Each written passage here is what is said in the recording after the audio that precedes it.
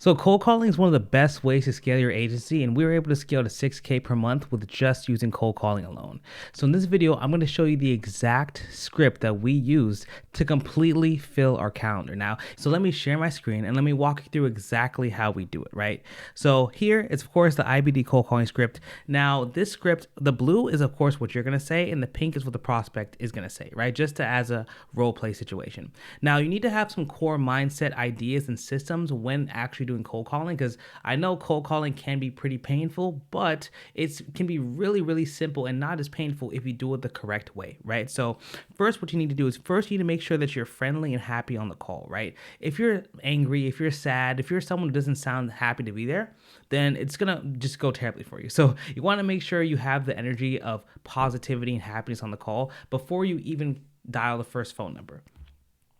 And the second thing you need to do is you can't perceive the decision maker as above you in any way. So a lot of times when you cold call, like you may feel like you're bothering people, or you may feel like, oh man, I don't know, like you just may have a bad negative outlook on the person. You may think that they're above you because you're bothering them, but you're really not bothering them, right? You're someone who's helping them potentially change their lives and their businesses. So the service you provide, if it's great, you should feel privileged to share it with other people.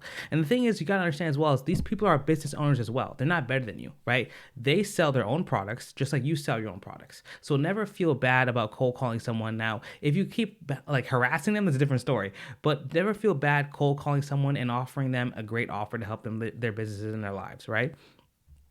Now, what you guys need to also realize is how you say something is far more important than what you say. So exude confidence, charm, and wit. So what you need to realize is that a lot of times you need to say things in the correct manner, the correct tones, and just the correct way to make it sound better, right? I'm sure you guys know, like comedians, for example, really the most important part of the joke is the delivery, right? The joke can suck, but if it's delivered correctly, then it's going to be great, right? And it's the same thing in all of life, right? The way you talk to people is very, very important, right? And I'll show you exactly how to do that. So the next one is control is key. You must be in control on the call. You must maintain this control by being the one who's asking the questions. As soon as you start answering questions yourself, you've lost control and you've relinquished it to the other person. So what you got to understand is when you ask questions, it forces them to answer and puts their mind down a track that you want, right? So you want to make sure that you're the ones asking questions, right? So I'm sure if you guys watch TV, you've probably seen like those police interrogation scenes. Let's say the police are interrogating someone, and then the person getting interrogated asks the police investigator a question. They always go like, I'm the one asking the questions here, right? Because they know that asking the questions puts them in control, right? So you gotta understand, asking questions is the biggest thing you can do to increase the likelihood that you'll book them. Now, the next step is to always redirect the conversation to asking them to book a call for you. Always redirect. Always end a rebuttal or explanation with one goal in mind to get them on the calendar. So what you never want to do is just have dead silence. You never want to have dead silence without mentioning the calendar. So let's say, for example, someone asks you a question about, oh, how much do you charge? You say, hey, so we charge, let's say, blah, blah, blah, let's say $100, but it's totally fine. We can talk more about the price on the call. What time works for you? Right? So I always end a rebuttal with leading them to a booking call, because if you don't end it that way, it's just going to be empty air and it's just going to be like, no, whatever, and hang up the call, right? Now, the next thing is you want to show extreme consideration for the other person on the call. So make sure they feel like they're being listened to and taken care of, right? So that's the biggest thing, right? You want to have empathy in your calls and your systems. That's what you want to do. Because if you're in a situation where you don't care about someone else, or you just want to get money out of them, they can smell that. You have to be as considerate as possible. And we built this cold calling script in a way to make sure it's very considerate and very nice to the person you're calling, right? Now, the next thing is, if it's a gatekeeper, never pitch them. Like, never, ever in your life pitch a gatekeeper. Just ask if the owner will be back. That's all you got to do, right? Now, there are certain situations that you may have when calling people, right? So the main goal of cold calling is to get in front of the owner. If you're not in front of the owner, you'll never be able to make a decision. So we want to have the decision maker on the phone. So there are certain situations you may have. You may have the owner's name and you may not have the owner's name. So let's talk about if you don't have the owner's name. So if you don't have the owner's name, you can say, hi, is this name of business? Let's just say Med Spa 1 or something. Then they're going to say yes. Then you're going to say, okay, great. I'm looking for the owner, right? Specifically for the owner. Now at this point, they will say one of these three things. They'll either say the owner is not here. What is this in regards to? or this is the owner, right? And if it is the owner, you can go straight to the pitch. However, let's go over every possible scenario. So scenario one is if the owner's not here. Then you'll be like, okay, no problem. Do you know when the owner might be available? So they'll usually give you a date and time when the owner will be back. So you should mark this down on a Google Sheet and follow up with them. Now, the second scenario is what is this in regards to? So sometimes they're going to ask you, why do you need to talk to the owner? What's this about? Then you're going to say, it's in regards to getting you guys more customers. Do you know who I could talk to about that? Right? Specifically, just go straight for the jugular. Be like, hey, look, we're trying to help you grow your business, get more customers. Do you think we could talk to him about that? And of course, scenario three is if that is the owner on the phone, then you can go straight into the pitch. So what you want to do in the beginning, this is the exact cold call script that we use to actually book tons of meetings and get tons and tons of sales from it. So once you have the owner's first name or you've confirmed that the owner's on the call, then here's what you should say, right? You should say, hi, owner name. Let's just say his name is John. I'll be totally honest with you. This is a sales call or a cold call, so please don't hate me. Would you have 30 seconds? If not, all good.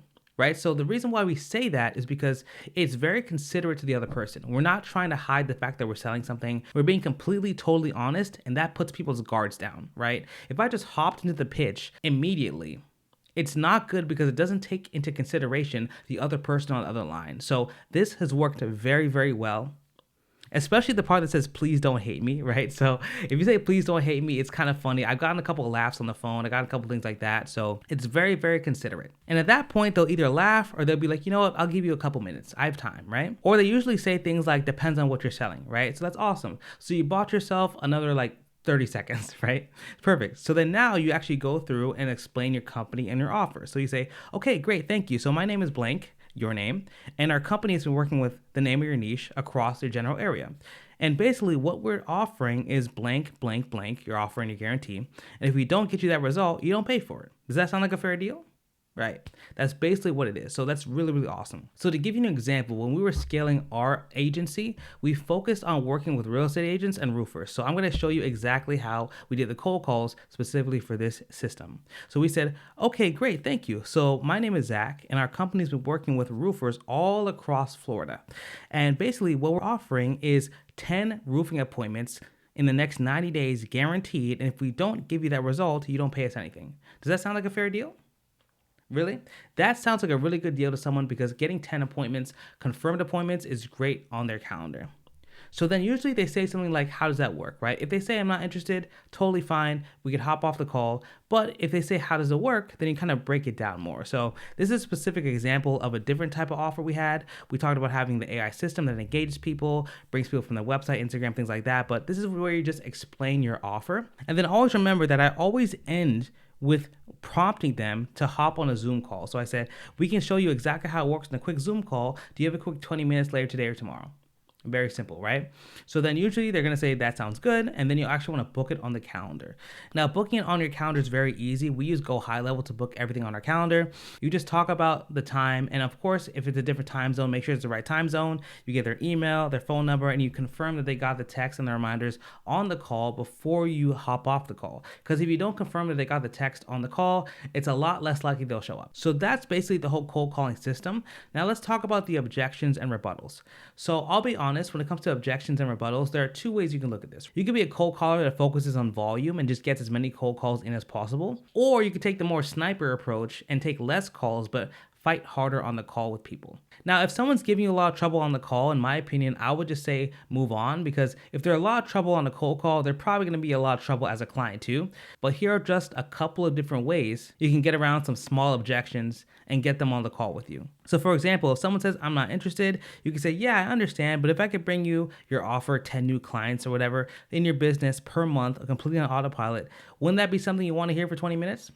Very simple. Like, you want to make it seem very, very simple and just no investment, because it really isn't. It's just a Zoom call, bro. It's not that hard. And a lot of times you can say that and people will be like, you know what, I'll give you 20 minutes. Why not? Right?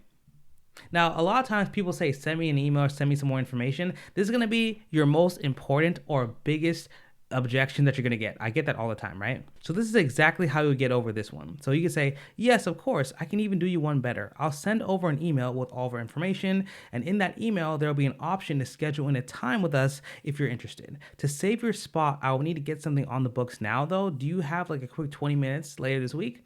right? So you want to make sure that even if they ask you for an email, you'll send them that email, but you'll also set a time for them on the calendar as well. Now, the next objection you're going to get is call me back later. Now, this does happen a lot, and it does depend on how they actually answer the question. So if they tell you to call you back at a certain time because they're generally busy, then ask for a time to call back. Like I said, you don't want to push too hard here. Just call them back at that time. If they don't pick up at the time you agreed upon, they weren't that interested anyway, right? That's just what it is. So then you just say, hey, look, sure, what time works better for you? That's literally it. You just ask what time works better for them and they can move forward. Now, another objection they may have, and it's not really an objection, it's more of a smokescreen here, is how much is it? It's really just more of a question. So you never ever want to tell people the price over the phone, because when people ask for price, they're just going to judge your entire business off of that price and not understand what you're actually going to provide them. So here's what you should say. You should say, yeah, so we have different packages ranging from a couple hundred to a couple $1,000s, and it really just depends on the exact features you want on it, right? Because we don't want to add something to your package that you don't need. We don't want you to spend money on things that you don't need, right? We want to make it seem like we're doing them a favor. So then you say, I could show you a little more about specific pricing on a quick Zoom call. Would you have 15 minutes tomorrow or later this week? And if they say something like, I already have a team, I already have a marketing team, I already have this or that and the third, these are probably some of the hardest people to switch over if they already have a system. So you should just, in that case, honestly move on, because you could probably just get a bunch of other calls in, because this is a very, very hard objection to go over. That's in my opinion, right? So if you really, really feel like this could be a good client, you could say something like, okay, I understand. I mean, we could just still hop on a call and share some info and see if it's something you may consider in the future, right? Something like that, right? That could be a case as well. So like I said, it really just depends on the type of cold caller you are. I would say that volume is the most important thing. So as long as you get tons and tons of volume, you'll be able to close and book tons of meetings. Now, let me show you the exact system that we use to actually book these meetings and track everything. So this is the cold calling sheet that we use to track all of our cold calls. If you guys want access to this, just click the link below, hop on a call with us, and we'll talk more about how we can help you grow your agency. And if we're a good fit to work together, we'll give you access to this, right? But basically, this is the perfect cold calling sheet for you because it tracks everything. So of course, you have the business name, owner, you have the niche, you have notes, of course, how the call went. And then we have different parameters here to track everything. So we want to make sure we track the pickup rate. We want to track if it was a gatekeeper, if we pitched the owner, if we did a callback, and we booked an appointment, right? So what we do here is, let's say, for example, they did pick up, it's a yes, and it's highlighted yes. And if we say no, then it's highlighted. If we say no, then it's highlighted red, right? Now, what we're going to want to do is put in all this information, and let me just put in some random information. Let's just say they did pick up, right? And then we pitch the owner, yes, and then no callback. And then let me just put, let me actually remove that. So no callback, and let's say appointment booked, yes. So when we put appointment booked here, all this information will be tracked on a second sheet here, which is called the KPI sheet. So you can see here that it tracks the total number of dials, the connections if they picked up, it tracks how many owners you pitched, the appointments you booked, and it has a rating here, right? So it tracks everything to make sure that these KPIs that you hit, it makes sure that they are accurate. So if you're hitting all these and all these are good, then that means that you're doing a good job. However, if I go back here and I type in no, and I type in no as a callback, and then I remove this, if I go back here, the KPIs will switch, and you can see that everything is low, which is bad, right? So it's a very, very cool sheet that works very well. Also, it can change the callback. So if it's on Thursday, it changes the entire page and the color of the callback cell. So this is very, very good to track everything, to make sure that your calls are very, very easy to manage. And it's very good to send this off to a VA to start doing your cold calls as well, to automate your systems. But yeah, guys, that's basically our entire cold calling system that helps us book 3 to 5 appointments per day. I hope this video gave you guys a lot of value. I love making these videos, as I always say, and I'll see you guys in the next one.